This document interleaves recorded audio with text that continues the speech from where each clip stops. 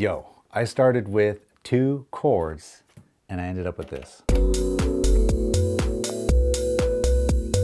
Don't know how I did it. It's the track before I hit the sag, baby. Let me take you back to the beginning where it all started. Okay, I might be completely wrong with this, but I wrote some chords and it kind of made me want to make a track. So that's what we're gonna do today. No clue, but this is the chord here. Check this out. A G major 7, and what I'm guessing is a B minor 7 over A. I don't know. We ain't got time for that. Please correct me if I'm wrong. So let's go ahead and make the track. I kind of have this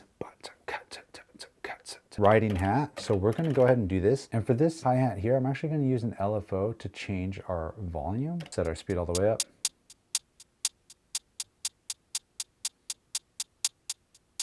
That's kind of cool. Filter.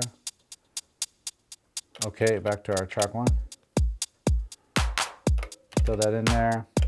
Shorten that up, of course. Make it way in the back. Now let's try the Rhodes. There it is. Sweet. We'll go ahead and save that. We'll call it that. Oh, I like this. And then I'm going to do a little bit of chorus on here. A little bit of reverb. And then LFO, we're going to move the filter cutoff. So multi-mode filter frequency. And then we're going to set it to trigger. Multiply it. Let's see. We can even do a little bit of amp envelope and make this really long just to kind of let it move while it comes in. I put a huge delay on there too so that the attack opens up way later. That's cool. And because these aren't perfectly placed, kind of like the other hats, they're kind of falling on and off.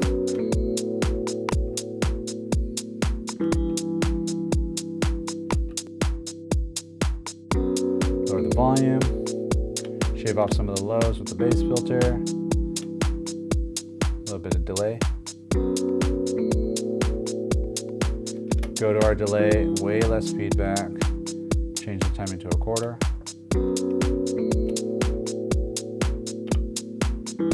Okay, let's try another sound here. So again, we know we're playing that weird B into the G.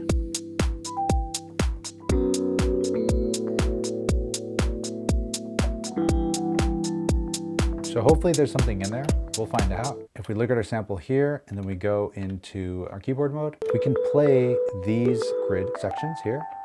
And I'm going to set this one up to just 16 steps, so 1 bar. There it is. Easy, too easy. Ah, I love it. So watch this. There it is. And if I really wanted this to lay out a little longer,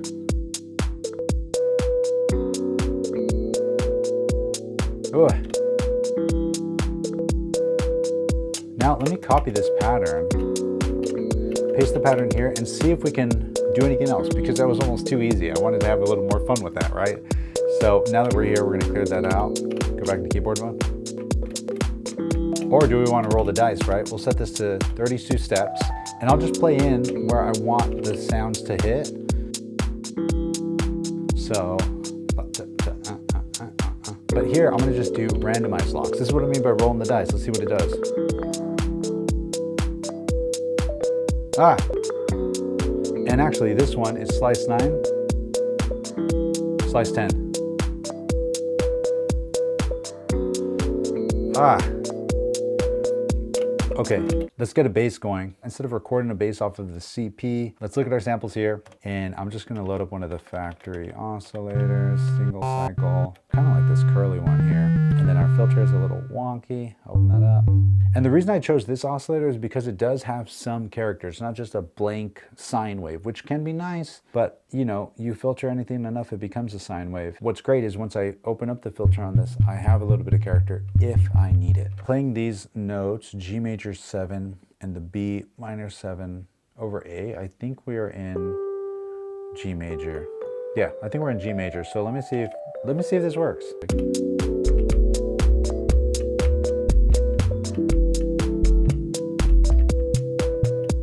Yo, it works. Learn your scales. It kind of helps a lot. Okay, let's see what we can do.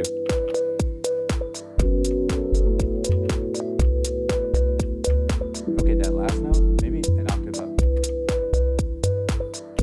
There it is. Now this is what I'm talking about. Watch, if I open up the filter, there's a little bit of a bite. There's a little bit of character that I can use. Yep, this is cool. Go to 16 steps. Here it is. 2 more here on the end, but then way lower velocity. Just to give it a little bit of a bounce. Look at that, velocity of 3. But it matters. Kill the kick. All right, and then let's go to Rhodes 2. What if we do a triplet?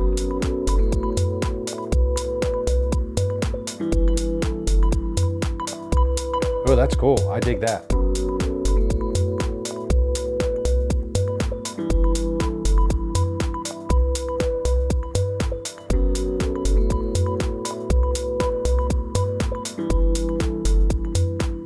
There it is. Save it.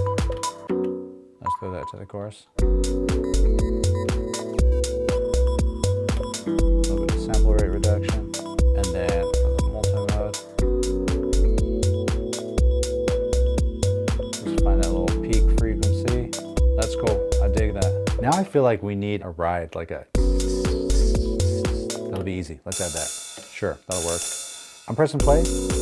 It's loud, it's in your face. What I want to do is find the volume of the loudest ride first and then parameter lock the quieter one. Once you find the baseline, whatever the parameter locks are, we'll always return to that baseline. So I'm going to go to our amp page, lower this all the way down. That feels pretty good. Now I'm going to go to our trigger page and change the velocity of this one.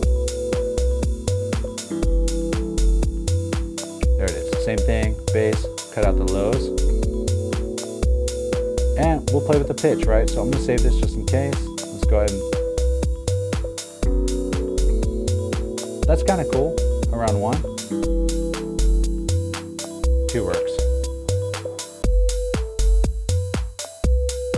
Ah, with just the bass line, this is dope. I'm going to set a kick here. That's cool. And then there it is. That's what I wanted. Velocity down. So when this one does happen, that one doesn't.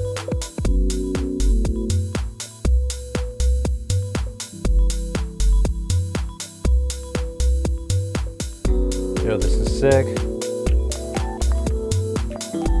Oh, I gotta get this. Getting lost in the sauce here.